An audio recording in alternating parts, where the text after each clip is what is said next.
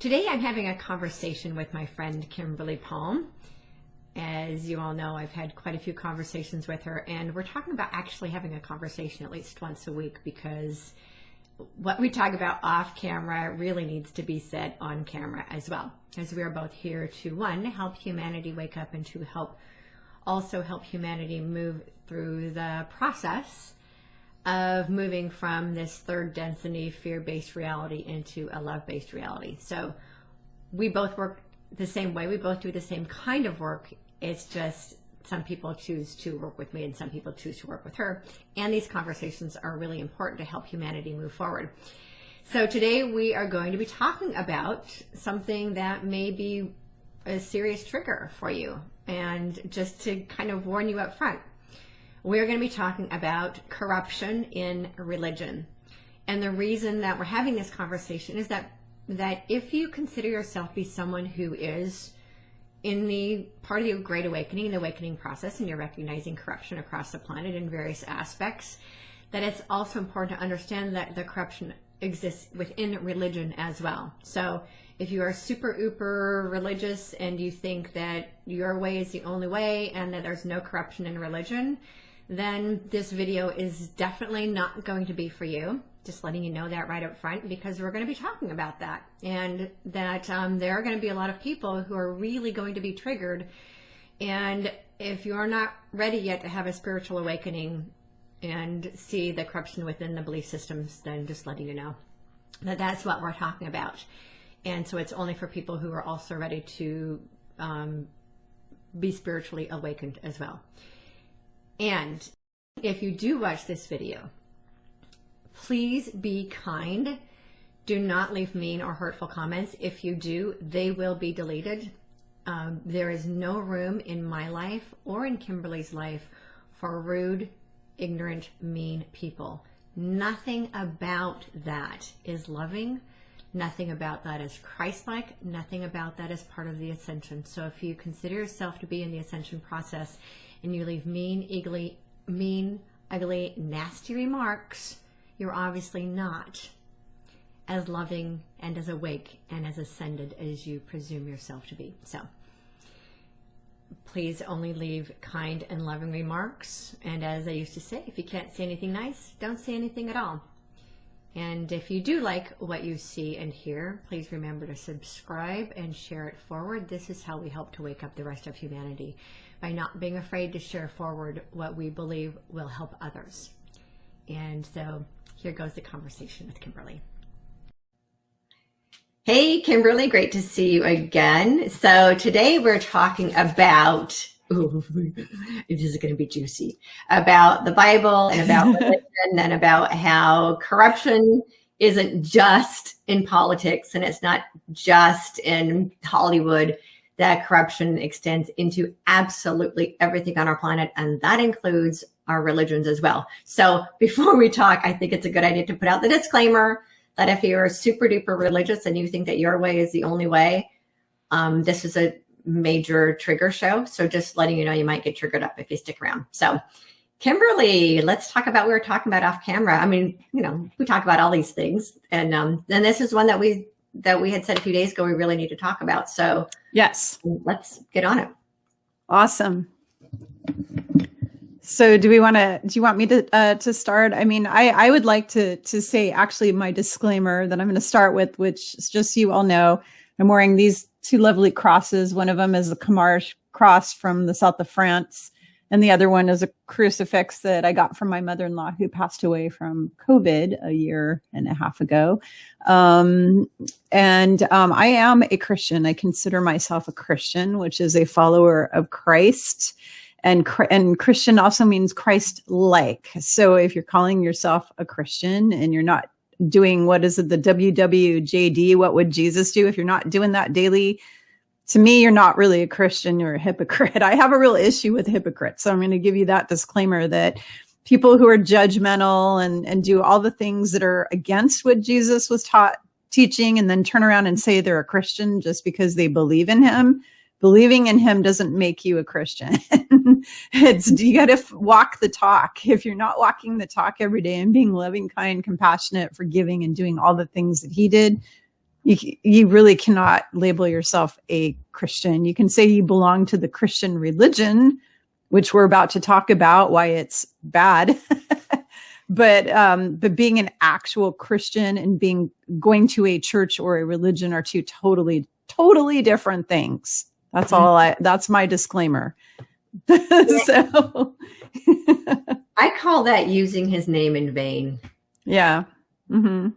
Yeah. And so if you're someone who uses his name, Mm-hmm. And the belief that you are embodying his spirit, and then don't live your life the way he lived his life, it's using his name in vain. Mm-hmm. And I don't think a lot of people who bear that name understand that. Mm-hmm.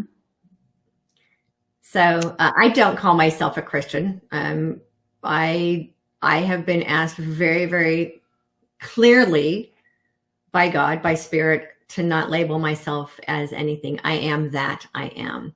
That allows me to be completely free from any labels. I like that too. I mean, I say that too. I am that I am. Definitely. Absolutely. Yeah. And I don't do labels. I don't do boxes. I'm a free spirit. So yeah, you definitely are. Labels. So we've been talking about various things. So Mm-hmm. maybe part of it is to one, in a way, to go back to the beginning. So we know that Islam, Christianity, and Judaism are all based on what is called Abrahamic religions. They all stem from Abraham. Mm-hmm.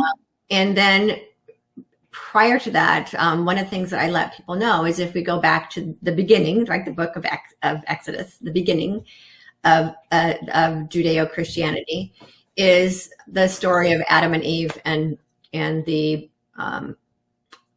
Garden of Eden, right? Mm-hmm. So my understanding is that that's a parable. It's just a parable. Yeah, It's a myth. It is a parable. What happened on the planet before the creation of Abrahamic religions. Yes. And it's not 6,000 years ago. It's more like I don't know. When? I don't know. It was 25,000 years ago when the fall of Atlantis happened. Okay. So when we're in our last circumnavigation around the galaxy is when that happened. That's when, so what I was being shown by Spirit is that's when fear came to the planet. Mm-hmm. And that prior to that, we lived in a beautiful paradise collectively, but in a 5D consciousness. Mm-hmm. That fear came to the planet, and as a collective of humanity, we moved out of the Garden of Peace into this lower vibration 3D reality that we've been in for the last 25,000 years. So Spirit was showing me 11,000 years, but it's because that's when we hit the dark side of the galaxy. Well, 11,000 is when the Draco showed up. That's when they showed up. So that's when the collective of humanity. Now, on a spiritual level, what I was shown is that our souls agreed to play. That's when contrast became part of the planet experience, and our collective of souls agreed to play this game in that contrast experience until, as a collective of souls, we agree for Earth to be a place of peace once again, which is where we are now arriving at. So I wanted to start with that because there are so many people out there that think that the Garden of Eden was the real deal. And I mean, I grew up believing that the planet was only 6,000 years old and that there actually was an actual Garden of Eden, and there was Adam and there was Eve and all of that. And it was a parable for how we moved out of this 5D reality and dumped into this 3D reality we're in. And then we're now moving back up into that 5D consciousness. So you were talking yesterday about, and I hadn't even thought of this, about the story of Cain and Abel. Yes. Yeah. So the story of Cain and Abel is just a story. There was not a person named Eve and a person named Adam. And there's all of these Christians and Jews running around believing that was an actual thing. There have always been beings living on this planet. ETs have been living on this planet billions of years. And during the time of Atlantis, that was the Garden of Eden because we were living in peace. And Cain and Abel is just an allegory to explain how the Canaanites, the cabal began, how we fell from the grace of God, humanity, or whatever you want to call it, the beings who lived on earth fell from grace 25,000 years ago, because there was this Atlantean civilization. And what happened is Satan, Lucifer left heaven. He rebelled. He took a third of the angels with him. Where did they come to? They came to Earth. Why did they come to Earth? Because it was a beautiful paradise planet. Earth is like a gemstone in the galaxy. It's one of the most beautiful planets in all the galaxy. And so beings from all over space want to be here because it's so beautiful. And so they have the civilization that was fifth density. Everybody had 12-strand DNA. Everybody had their psychic powers. They could levitate and they could do all kinds of cool stuff. They had flying cars, they had all kinds of cool technologies. Lucifer showed up and then he teamed up with Satan, who's an ancient extraterrestrial, very evil, very evil.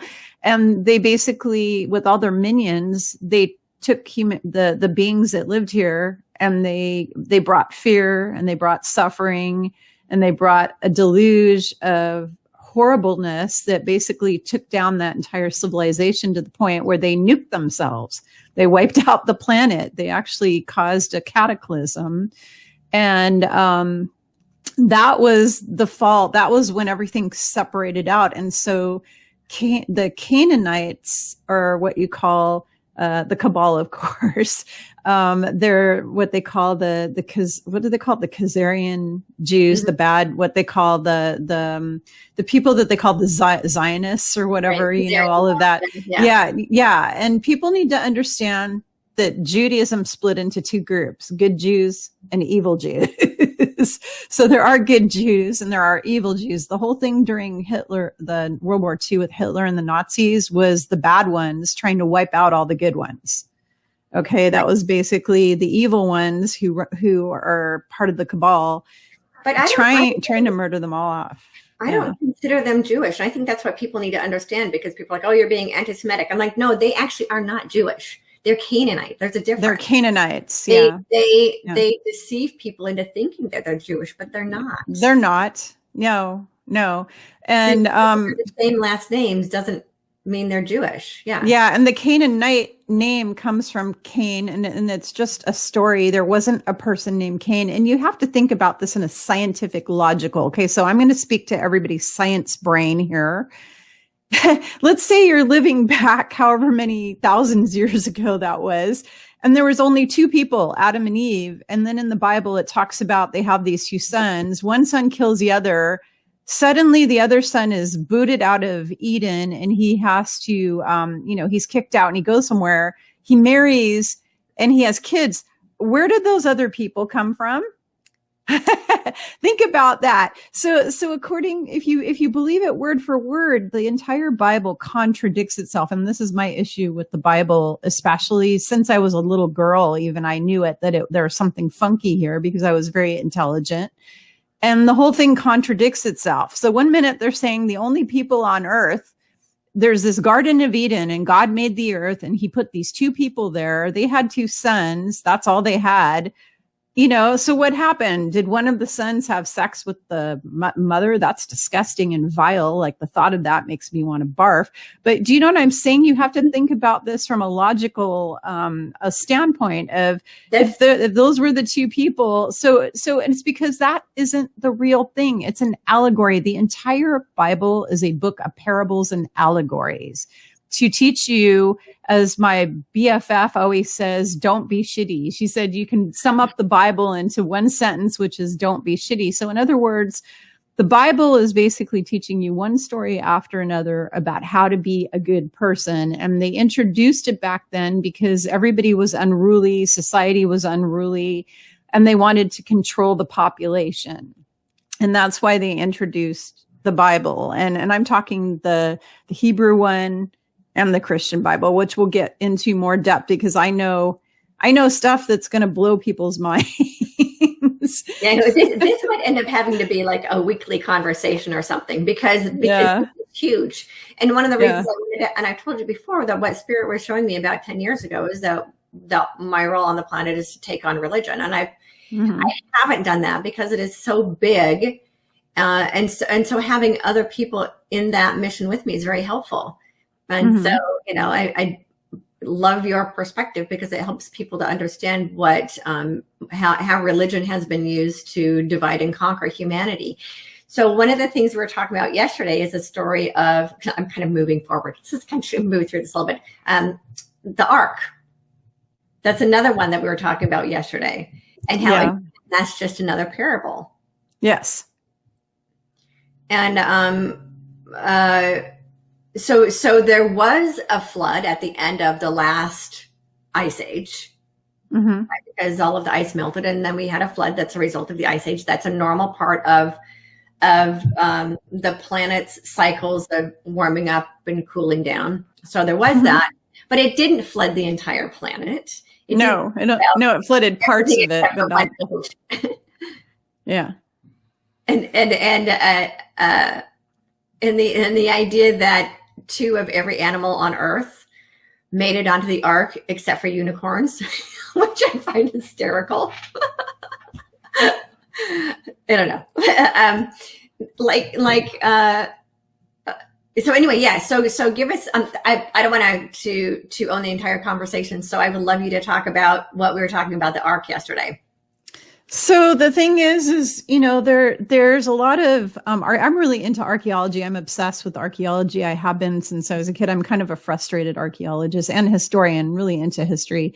And if you watch all the shows with all the scientists that have been trying to discover what really happened back then, you've got two theories going on. You've got the scientists who don't believe in God who are saying, there was a whole bunch of arcs. There were lots of arcs, and not just one. There was lots of them. There's those guys. And then there's the supernatural guys, or the sci-fi guys, who say that the ark was actually ET ships. Because what happened is, not only did the earth flood, but the axis tilted at one point. The axis, flipped of the earth, the poles flipped or whatever. Right. So ETs, because think about this, there were penguins on that ship. If you had one ship that had 2 of all those animals, and you didn't have enough food because you're on there for 40 days or however many, long it was like 40 days or something like that. They wouldn't have had enough food for that many animals for 40 days back then. The animals would have all killed each other and gone crazy and haywire, killed and eaten each other and gone cannibal. So there's that. Okay. And that's the truth. That is the truth, that there was really an ark. That's logistically plus the fact that this ark was built in the African continent, right? Like somewhere on the African continent.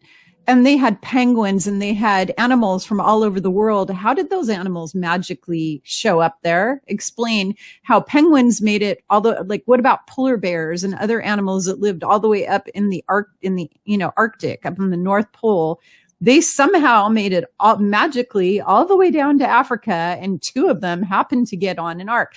You have to use your brain. The problem I have with all these biblical stories is all of the people that just take that for its word and just believe it without even using their brain and having a mind for themselves and thinking these things through. It's not logistically possible for that to happen. That would be like saying, one day I magically showed up at a supermarket somewhere. I didn't have a car, but I just magically showed up at a supermarket. You can't. It's not possible. So you have to use your brain. And all of these stories, the stuff that they say, even if they had supernatural help, they're not possible. They're just not possible. I can tear apart and dismantle pretty much every Bible story that there ever was. And I can debunk them, debunk every single one of them, to prove that what they are saying was totally enhanced and changed, and the stories were changed. Because some of it is true history. There was a guy named Noah, and he did have a family, and he was a religious leader. But guess where Noah wound up? He wound up on a ship. He didn't wind up on an ark. He went up on a ship. He went up on a different kind of ark. Yeah, it was a different kind of ark. And that's true, because I've had several near-death experiences. And as a result, let's just say that my brain is filled with the truth of everything. Okay, let's just put it that way. I know the Right. truth about everything. Okay. And the fact that I'm clairvoyant and clairaudient and all this stuff. And my boss is Yeshua. And he tells me, he sets me straight on everything to say, no, Kimberly, this is this, he teaches me. I learn from him. He tells me everything.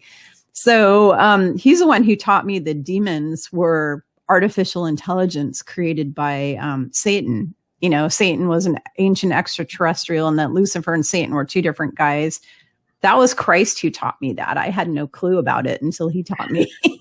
I grew up being told they were all the devil and Satan and Lucifer and Beelzebub, that they were all the same character. Nope, totally different people. And then there's also Caligastia, Baal, Moloch, Baphomet, who are pedophilia, child sacrifice gods that all of these Cabal people worship. That's who they worship.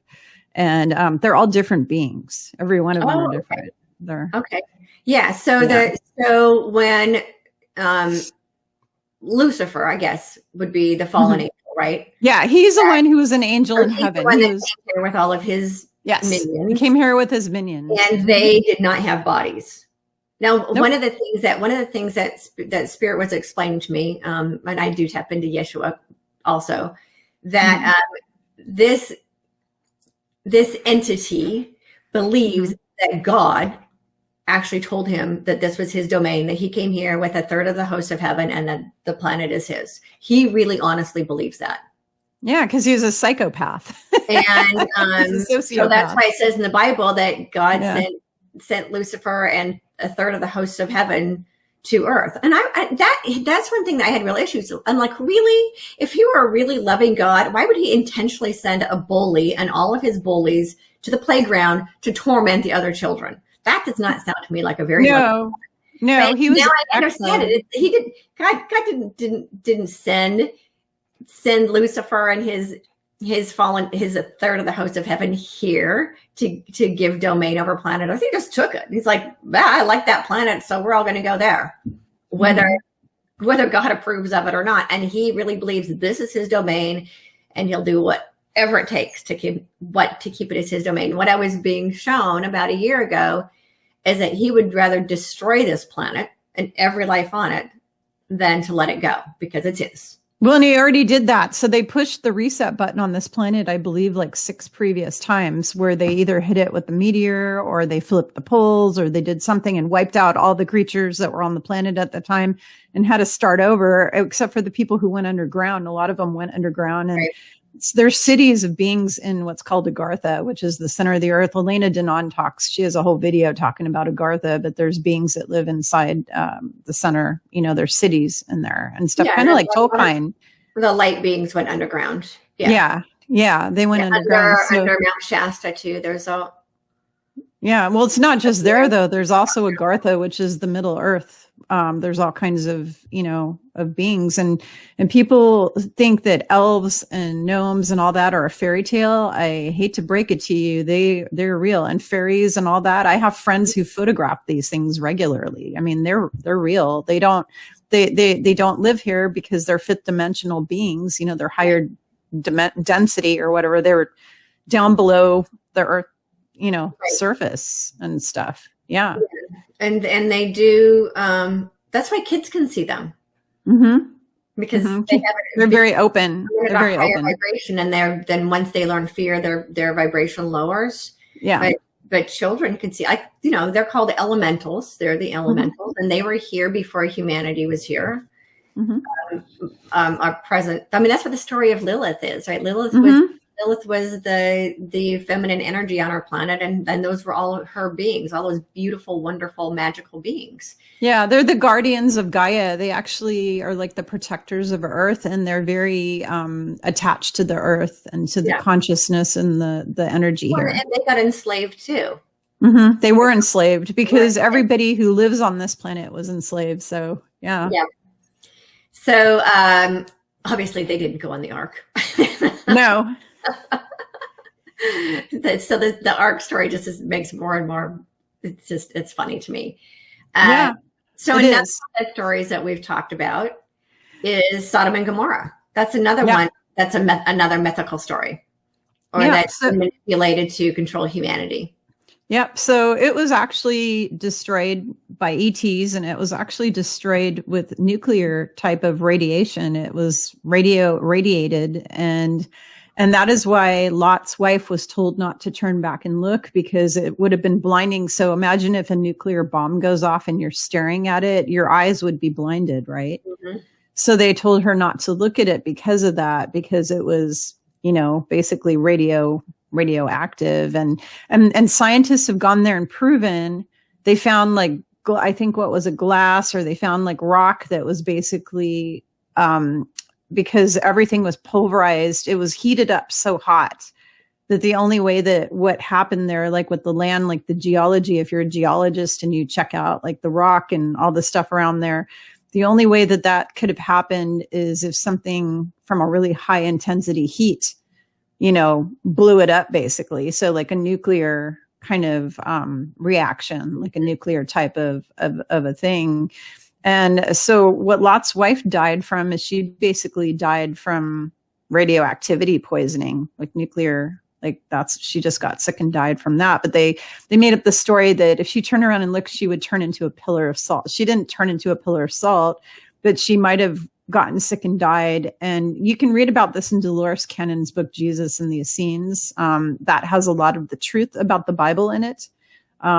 So there's a lot of the stories of the Bible that are set straight, not all of them, some of them, because the person or the being who was under, hypnosis, who revealed that information, was going by what they were told by their people. But keep in mind that all these biblical stories were verbally passed down generation after generation, and they were changed until they actually put it in writing. Right. And the stories had been already switched around a million times over. Right. So it's none of it is the game of telephone, right? Yeah. Mm-hmm. So what the real story is, nobody really knows, because it's a game of telephone. The story gets passed down, and every person that tells it adds their own little understanding. They add their own interesting story. Yep. Yeah. So people say that God wrote the Bible, and no. There are stories in the Bible that were inspired by God, but they're written by men, and then they're translated. How many times are they translated? Over and over and over again, and rewritten. Yeah. Right. And rewritten. And then you had the Council of Nicaea that intentionally wrote stuff into the Bible to make it, that's when the Bible was actually created, right? The Bible didn't even exist before then. Yeah. That was created specifically for the Catholic Church. The word Catholic actually means universal. So the Catholic Church was intentionally created by Constantine as a way, because he wanted to create a universal religion to control his entire empire. So it has bits and pieces in it from every part of his empire. That entire thing was created for the entire purpose of him setting himself up as the emperor of the world, basically, and the first pope of his religion. And the Bible didn't exist before that. It was created specifically for Constantine's universal religion.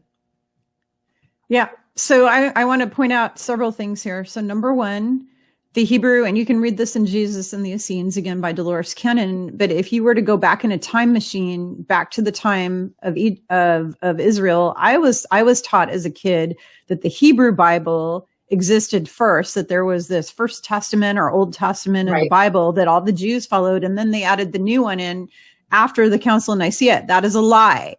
If you go back in a time machine, you will find out that the Hebrew people and the Jewish people never ever had a book or a Bible. What they had was they had the scroll, they had the Dead Sea Scrolls, and they had all kinds of stories and allegories and parables written in scrolls, and they had the Torah, and they had the Pentateuch, and they had the, stuff like that, but the Talmud, but they did not have an Old Testament or Hebrew Bible. They never had a Bible. And so now what happened is, fast forward to the future, when Constantine went and wrote the first Bible, they took specific scrolls that they wanted. Not all of them. They left out the Book of Enoch and a whole bunch of other books. They left out the whole Apocrypha and all kinds of stuff. They basically they took bits and pieces of the Torah and of other things and put that into their Bible. And then they manipulated it and twisted all the language to not only control and manipulate humans. They put a code into the Bible, and they also used it as a template. And they used it as a template to make humanity create mass destruction and all these problems we've had over the last 2,000 years. All the wars, all the horror on this planet was all caused by this. And how it was caused by this is these cabal, these reptilians, these Draco reptilians, who are basically the cabal, these ancient bloodlines. They wanted humans, how do I want to put this? They want humans to suffer. And they know that we have the ability to create with our mind. We have the ability to create. They do not have the ability to create.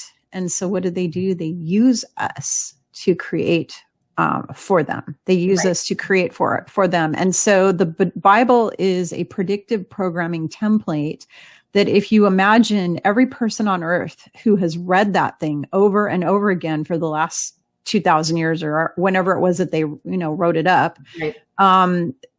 Every time you're reading these stories and you're thinking it and you're believing it, whatever you believe is what you receive. That's what Christ taught. You are creating and manifesting those things to happen with your mind. So all of the code of the Bible, like there's all these books written about, the Bible code.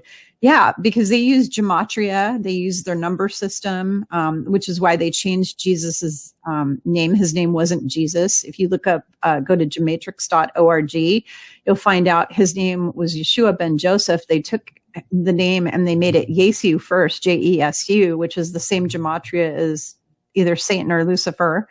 And then Jesus is the same gematria as Satan and Lucifer. They purposely made his name that so that every time every person praise and they say in Jesus' name, they're saying in Lucifer or Satan's name. So they basically are tricking all of humanity into praying to Lucifer and Satan. Because if you really want to pray powerfully to the right person, you would pray to Yeshua ben Joseph or the Christ. You'd say Christ because he was the Christ. And so I call him Yeshua Christ. That's what I call him. But because his name was changed. And he came to me and told me this himself, and I didn't even know it. Like I had no clue about any of this. Like I've gotten red pilled over and over and over again over the years. My big red pill was when he explained to me about his name and how he said, that's not my name. It's never been my name.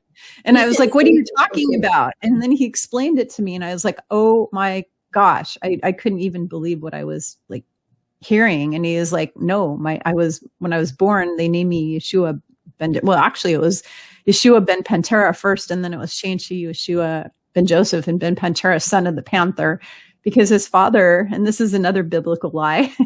His mother was, his family was all Essenes. They were all the Essenes. All of his training came from the Essenes. All the things he was teaching, it was a combination of the Essene training and him going all over the world and studying with all the masters, like studying in Tibet,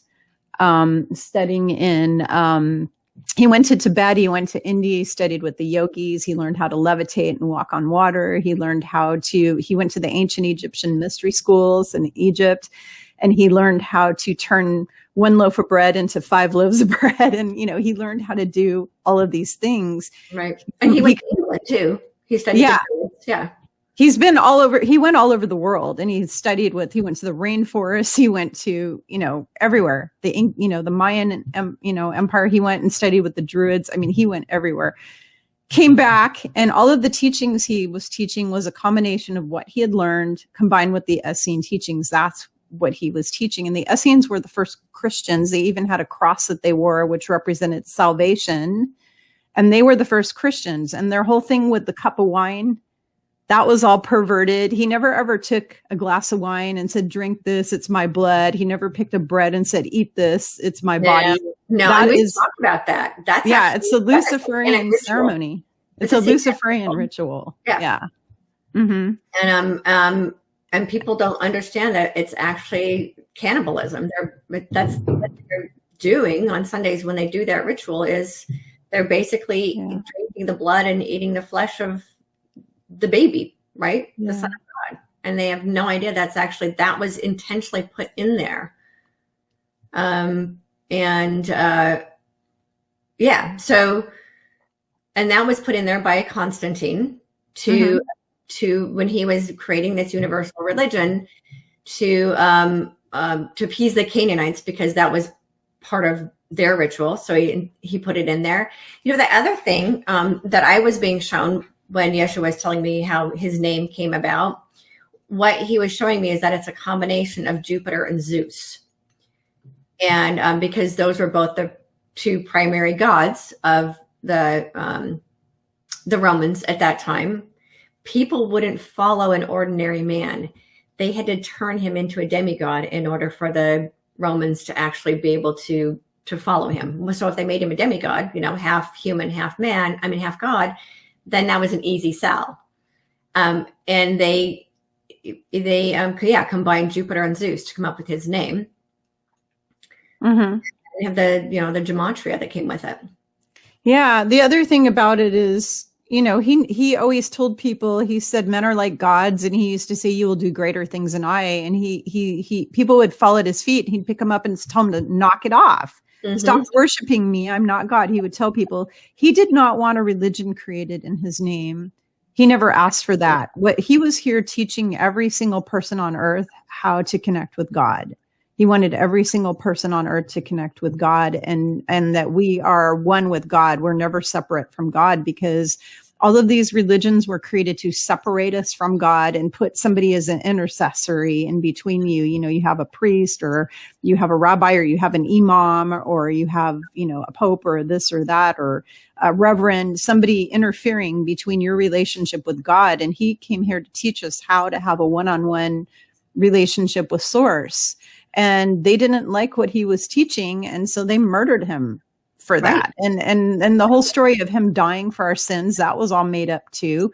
You're not born with sin. And babies are innocent and children are innocent until humanity, the adults, teach them how to be in fear and how to be mean and nasty and selfish. And when they start teaching them all these things, then maybe they're going to start doing what they call sin. But you're not born a sinner. These religions teach you all these wrong beliefs, like you're born a sinner. And that's because they would make money, lots of money off of that. Okay. The whole entire church was built off of collecting money for people's sins. Okay. Right. So basically when you sinned, in order to get absolved of your sins, you had to give over land, food, property, money, whatever you had to give it to the church every single time to get absolved of your sins. Your firstborn, you had to give over them, whatever. Sometimes they would take your kid and say, oh, we want your kid and we're going to put him in the priesthood, because you sinned, whatever. When we know what they really did with that kid, which is disgusting. I'm not even going to go there. But that was also a thing too. They would take children and do nasty things. We'll absolve you with your sin. Give us one of your children, Right. So they can do terrible things with the children. So, but the whole thing of sinning, that whole concept was created to collect money. You have to atone for your sins. Now, there are people who do bad things. Okay. There's people who make bad choices. There's sociopaths who kill people, who are evil. I mean, there's people who are actually evil who do bad things. But that versus sinning, like they made everything into a sin. You call your mom the B word and it's a sin and you're going to hell. They made created this whole belief system that anytime you cross your eyes at your mom or something, you're going to hell. Every time you do this, you're going to hell. Every time you do that, all that is just being a human, and humans make good choices and bad choices. Mm-hmm. And we are held accountable for all of our choices, because when you die, and this people who haven't been dead and come back don't know this, but when you die and you cross over, you get a life review and they go over everything and they record all your thoughts. They record every thought in your head. Everything's recorded. Your thoughts, your experiences, everything you did, every deed you do. Every time you thought something heinous, it's recorded and it's played back for you like Memorex. Remember Memorex? It's not. So it's not like there's a they that's recording it. So this is what spirits explained to me. Yeah. Thought is energy, right? Yeah. Everything we think, everything we do, everything is energy. So that energy is recorded, and I call it the cloud drive of the universe. Yeah, it's called the Akash. It's something that people understand. Yeah, so it's called the Akashic Records. I call it the cloud drive of the universe because it's terminology that people understand now that, it gets recorded in the cloud. That's what happens. It gets recorded in the cloud. So nothing is not recorded. Right. And so the thing, that's why we can do a life review after we transition out of physical form. We do a life review. And when the great thing is we don't have to die to do a life review. We can actually do it now. That came from my dad after he passed. He was like, do it now because it's a lot harder to do it after you die. So yes, that's your life now. So yeah. And the idea of sin, the word sin actually just means to miss the mark. All that is that we've made a mistake. And when you miss the mark, it actually comes from, like shooting arrows, right? If you shoot an arrow and you don't miss and you miss the bullseye, you miss the mark. Then you can try again. That's all a mistake is a retake. We get endless numbers of retakes, but organized religion turned it into something that they could make money from, that they could pay penance, right? Like the word repentance, they could pay penance and then be repented of their sins. But it's all about greed. It's all about those organizations propagating themselves, right? In spirituality, that doesn't exist because repentance is an inside job. You don't have to pay anybody for it. No, it isn't an inside job. We learn from our mistakes. That's it. Yeah. So the whole church, and the other thing to point out is Constantine was the first antichrist. There have been several antichrists, and this is what my boss explained to me. He said to me, the Antichrist isn't just one person. It's like a whole consciousness, a whole group of people, which is basically the cabal. They are the Antichrist, but it's specific representatives from that group that we call the cabal, or, whatever, or the Canaanites. There's or Khazarian Jews, as they call them, whatever it is they call them. There's certain representatives that have come forth from that group. The first one was Constantine. He was the first antichrist. So what does antichrist mean? Any person who is against Christ consciousness, and trying to manipulate everyone on the planet, and trying to control everyone on the planet, and trying to have power over everyone, and set themselves up as a demigod, which is what, Constantine did, basically set himself up as like a little despot or demigod or whatever you want to call it. Made himself the first pope. Yeah. He set himself up as the king of his empire. Yeah. His physical empire and his spiritual empire. So, right. So I was getting that same message a couple of days ago, that he was the first antichrist, and that there have been many. And this is what we were talking about before. So history repeats itself, right? It's that same story plays out. Repeats itself over and over. And over again. And every time we go through this repeat of the same story, a new person is, and not even necessarily a person. Sometimes it's an entire entity, right? It can be an entire group of people. Yeah.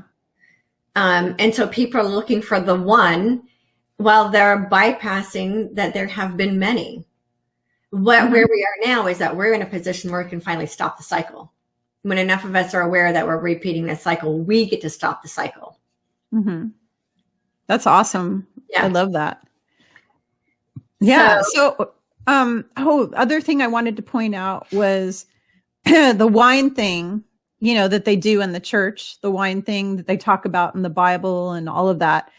So the Essenes would take a glass of wine and they would pass it around and say, this represents that we are all one blood. We are all connected. We are all children of God. It was a unity consciousness thing that they did to share.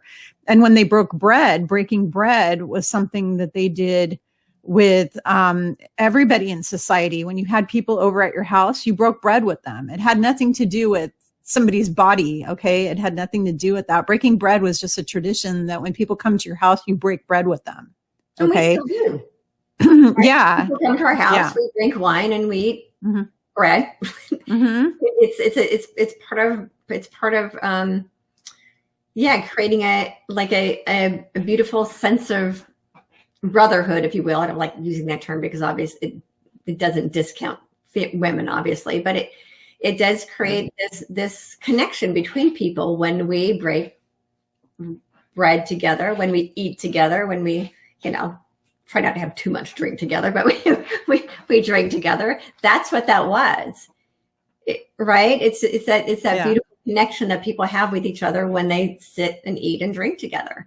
It was never about when you drink this wine, think of, you're drinking my blood, and when you eat this bread, you're eating. Yeah, that's so Luciferian. It's cannibalism, which is what they all do, just like all the celebs in Hollywood that are involved in the dark cult that have signed the blood contracts, and they're doing adrenochrome, and they're eating at their cannibal cafe that they have. They have a restaurant in Hollywood where they eat other humans, which are babies and children that they've been trafficking, and adults that they've been trafficking, basically. And so it's, anybody's discounting if that restaurant is real or not. It actually is. No, it's actually real. It is real. It exists. Yeah. Yeah. You can go on their website and see, and you can go there. The whole menu. Yeah. Mm-hmm. Yeah. It's the real deal. They have a cannibal cafe in Hollywood. All of the Hollywood elites go there and they eat human meat. It's what they live off of because they're reptilians, and they're disgusting. So, and because they worship Satan and Lucifer, and that's a kind of disgusting thing they do for their little, and Baphomet and Baal and Moloch and Caligastia, they worship all these, Baal, all these, transgender psychopath gods that they worship, it's just, yeah. And when I say transgender, those gods have female and male. They're like part half and half, which is why they take kids and they do surgeries on little kids to make them that way. So they're not just transgender. They're also transhumans. So some of them are part animal, part human. Mm-hmm. Yeah. Yeah. They're making chimeras like crazy is what they're doing. But, they do bestiality in that group. They do all kinds of There was recently some story I read about one of these famous guys that is getting jailed because he was having sex with his animals, with dogs. He was raping dogs. Ugh. It's like they're sick. These are sick sociopathic, psychopathic human beings. And they're not even human. Some of them are reptoid. They're reptilian, posing as humans, or what we call shape-shifting as humans. But the ones that are humans are just total psychopaths. Anybody who would do such a thing, anybody who would harm a child is a psychopath. Anybody who would harm an animal like that is a psychopath. I mean, it's disgusting. So I think what happens, because human beings are all born with love and light as the core essence of who we are. I think what happens with them, and this is what it was being explained to me a couple of years ago, was that when they sign that contract, they sign a contract to sell their soul in exchange for fame and fortune. That actually is a real deal. I didn't think that was a real deal, but then it is specifically. And that when that happens, they basically lose their creativity because they lose their connection to source. Right? They lose their creativity. That's why they have to keep bringing in new people, because they can't create. They have to keep bringing in new, young humans with their creative ideas, because once they sell their soul to the devil, they lose their ability to create. Because we are creators. Human beings are creators. And what I was being shown is that they basically become zombies.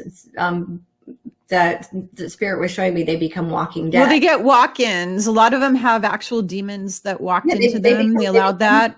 Yeah. They become the walking dead. And once they become the walking dead and they lose their core essence, their core human essence, and they lose the loving consciousness that's a part of every human being. That's why they can do the horrible things they do, because they have actually lost what it is that makes them human. So they're really no longer human once they make that contract. Yeah. To sell their soul for their fame and fortune, they lose their humanity, that core, that inner compass that comes with being human. Well, I also found out that in order to sign the contract and get all that, they also have to sacrifice something, and a lot of them sacrifice their firstborn children. Right. They have to sacrifice another human. Yeah. And it's usually their firstborn children they have to give up. Yeah. And if they don't do that, then they have bad things happen to them. They get like harmed and stuff because they have to pay up.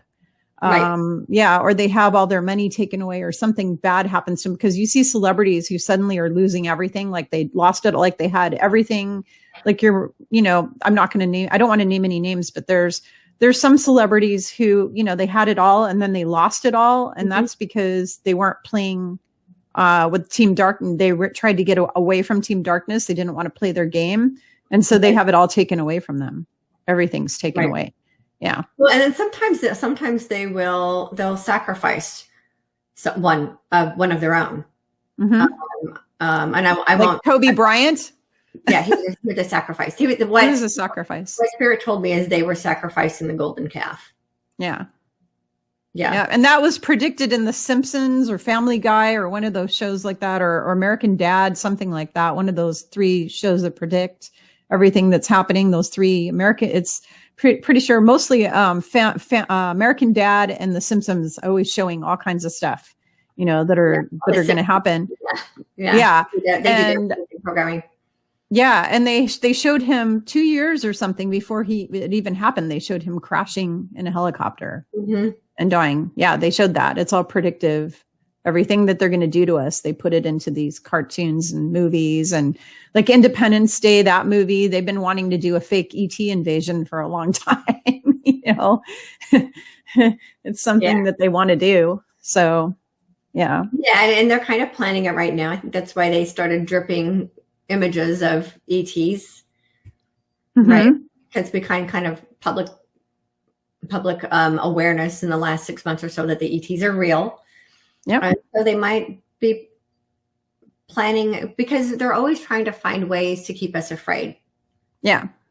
So, and this is what I was telling you yesterday. I said they're continually terrorizing us. Yeah, well, we're their loosh, we're their food. We're all batteries. They drain us. They drain our fear energy, our suffering. That's why we have sickness on earth. God did not create sickness. Satan and Lucifer are the author of all sickness, all early death. When people had 12-strand DNA here on earth, they lived to be 500 to 1,000 years old. There was no sickness. And then Satan and Lucifer joined hands with the Draco. They altered the DNA of all the humans. They put us down to 2-strand. They made us live 70 years and get sick and suffer because they drain that energy. They live off of the loosh of every time you suffer, every time your body's in pain, every time you're sad, you're in grief. When you're in grief, when you lose your family members and they die and you have to bury them and you're suffering with all that grief, they're just sucking that energy like crazy. That is their loosh. That is their food that they feed off of. They feed off the fear, all of it. They feed off of. So they have to constantly be telling us stories to keep us in fear. So, so let's go back to that again. Let's go back to like the book of Revelations, and that human beings, because people have been reading that story for the last 2,000 years, are the ones we're actually the ones propagating the fear by continuing to read those stories and to continuing to look for the stories that were created to keep us in fear. Looking for signs too. People keep looking for signs. Where are the signs that Revelation's happening? Since I was a little girl, since I was like 5 years old, I've heard Christians around me talking about end times are here, end times. And so people are propagating this fear over and over and over and over again. It's like, why does it have to be end times? Why can't it be beginning times, which is what the apocalypse is? It's the unveiling of the truth. Right. That's what apocalypse means. People think it's the end of the world, and the world apocalypse means the great unveiling of all things once hidden. Yeah. It's the great awakening is what it is. It's what we're going through right now. Yeah. So, so people are looking at it like it's the end of the world, and we know the apocalypse is actually the Great Awakening. Yeah, it's the end of something, all right. Yeah. It's the end of the eagle cabal cycle. It's the end of them. It's the end of them ruling the earth. They are being removed from our planet forever, and they will not be allowed back again. That's what it's the end of. Yeah. And that's why they want to keep people afraid of it, because it's the end of them. Yeah. Yeah. And, so like you, I grew up in I call it a doomsday cult. And I grew up with that, with every end of the world story, shoved down my throat. I had nightmares. I did too. Yeah. And even a couple of years ago when certain things would happen, like there was a blood moon a couple of years ago, and I went and I had a full on PTSD panic attack because of all of this crap I was fed as a kid. Yeah. To be afraid of. Yeah. I was Catholic for most of my life, so it, a lot of fear there, and you go to church every single, well, what I do, the work I do, I'm a spiritual guide and life coach and healer and all that. And I have to do so much healing with people who used to be in the Catholic Church, who were told in other religions where every single Sunday they're told they're not worthy. Mm-hmm. Okay. So you're walking around with this, I'm not worthy. And then they're wondering why they don't have happy relationships, why they have crappy health, why they are broke and poor and epically failing in every aspect of their life. Well, they had somebody reinstill in their brain and brainwash them with this, I'm not worthy, I'm not worthy, I'm not worthy. So when you have that belief that you're not worthy, subconscious or conscious belief that you're not worthy, then what happens is your whole life is just crap, because you're manifesting, because with our thoughts, we are quickly manifesting. So what does that do? Why do they want you to feel not worthy? Because then you're going to suffer. And what happens when you suffer? They drain that energy and they feed off of you. So every time you're going into church on Sunday and you're participating in that Luciferian sacrifice ceremony, and they're telling you you're not worthy, you're not good enough, you're not this, you're not that, you are embodying that. You are creating suffering in your life, and then they are draining you like a battery. You're being used as a battery. So you need to knock it off, knock off the crap. You are worthy. You are loved. You are perfect just the way you are. God loves you unconditionally just the way you are. You are worthy of everything. You are good enough. You don't have to prove yourself. You are good enough. Just be a good person. Just be a decent person. Just be loving, kind. Do what Christ taught. Be loving, kind, compassionate, forgiving. Be like Christ, think in your mind, what would Jesus do? Seriously. And then do it, because that is how you get out of being louche for them. If you don't want to be their louche, don't go into fear. Always have faith. What's the word faith mean? Faith and hope. You have to have faith and hope and strength and courage and all those positive aspects that God wants you to have. Your belief in him, that he has your back at all. He, she, God is it, I guess, has your back at all times, instead of I'm not worthy. I'm not worthy, because that is a wrong belief, and it will ruin your life, because you're manifesting right now really quickly. With the way the energy and the frequency has changed on this planet, the higher up we go, the quicker you manifest your thoughts. So every time you think, but I'm not worthy, guess what? Then you're not. And your whole life is going to be crap. Your whole life, you're going to fail in your business, your finances, your career, your relationships, your health, everything will fail if you go around with this, whether it's subconscious belief, which is that tape playing in the background, or you're conscious. And, I have this book, The Real Fountain of Youth. It's an intro to my peace stress management system. 95% of illness is caused by emotional stress. 95% of your life is run by your subconscious emotional stress. Your subconscious negative emotions run 95% of your life. Okay. So you have these little negative tapes playing in your back of your mind. I'm not good enough. I'm a sinner. They made you believe you're a sinner. No, you're not a sinner. You're either a good person or you're an evil person. And you're evil if you're murdering, raping, pillaging, killing, dealing drugs, doing horrific things, stepping on people's backs to get ahead, cheating on your spouse repeatedly, then you're evil or you're a bad person. But if you're a normal average person who makes mistakes and makes bad choices from time to time, like, I accidentally called my daughter the B word because we were yelling at each other, that doesn't make me evil, and it doesn't make me a sinner. Absolutely. Yeah. And that's one of the things that, that belittlement and those messages of unworthiness, those were created intentionally to keep human beings from discovering their true potential. It's the same thing with money. People were told in the Bible, right, to be afraid of money, specifically to keep it out of the hands of ordinary people. Yeah, money's the root of all evil, and it's not the root of taught in our religions that cause us to feel. I call it fear disguised as love. So all this stuff that we've been taught in our religiosities that are actually fear are not from the light. They are not from the loving. They are from the darkness wanting to keep us small and keep us entrapped in fear and unworthiness and self-loathing and poverty and all of that. All of that is a lie. Right. Well, look at Buddhism. Buddhism anything, tells you to suffer. Anything that pushes fear, Yeah. anything that pushes fear is a lie. It is not of the light, and it is not of the loving. And you know, you know, before we head out, we have a couple of minutes left, but I wanted to talk a little bit about a couple of my books too. So I have a book called Own Your True Worth.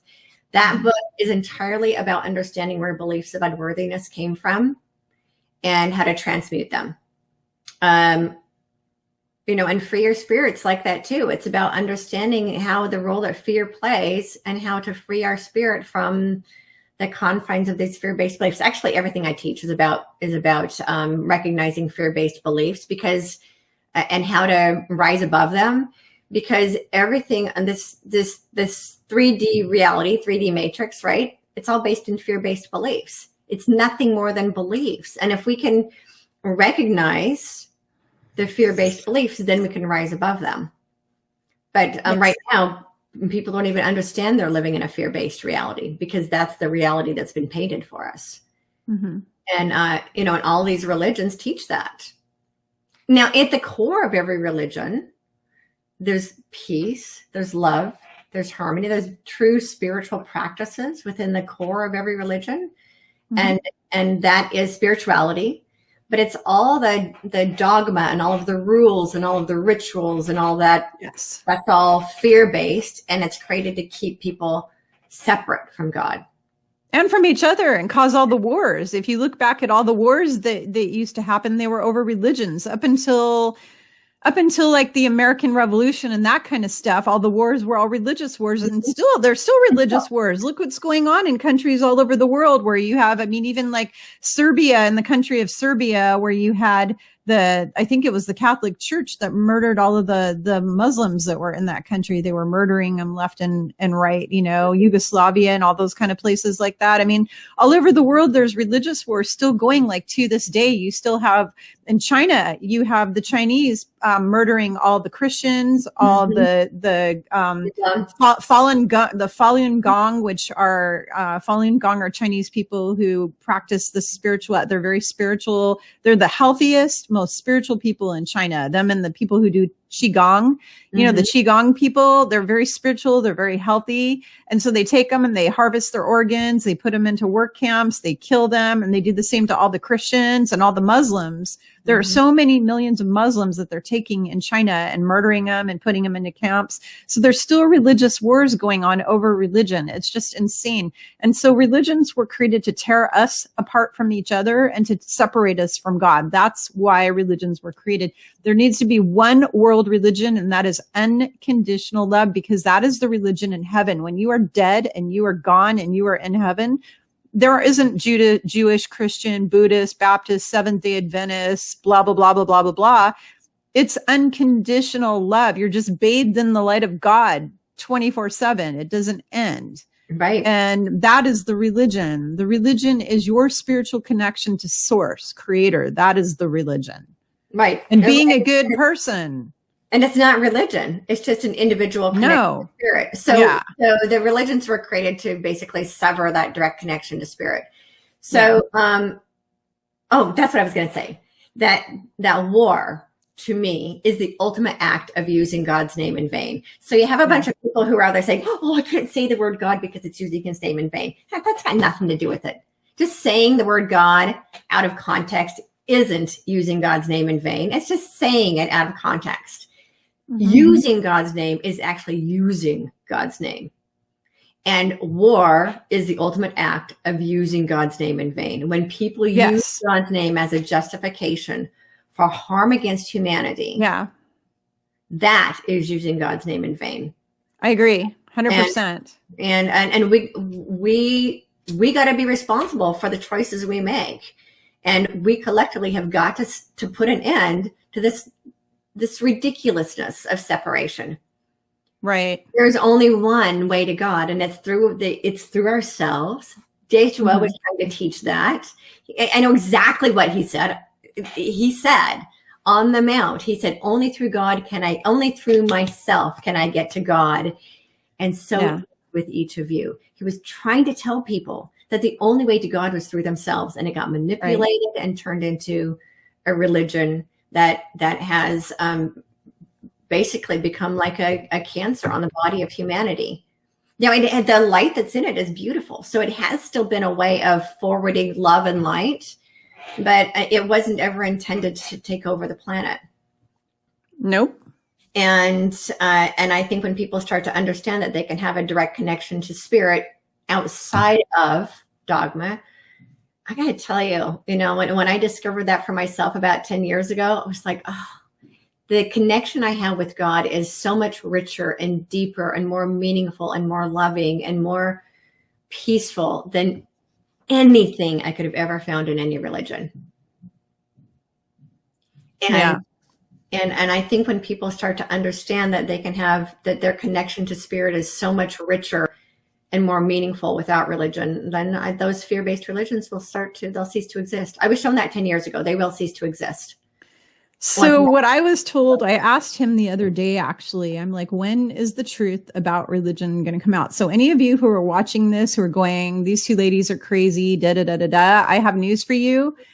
He told me, and when I say he, the boss, Yeshua, he said, by 2023, the entire planet will know what Victoria and I are saying to you right now. So you can choose to either believe us now and start increasing your richness of your life and the beauty of your life and your connection to God now, like having a personal relationship with God now and listen to us. Or you can sit in your little fear porn little bubble and you can wait until you get it through the whole mainstream, whatever, to the whole planet. It's going to be broadcasted, to everybody over the coming next few years. Everybody, by 2023, everyone on earth will know the truth about all of this. And here's the thing that's actually what my book Transcending Fear is about, was the process that Spirit gave me to process my life. And that in my own awakening. But what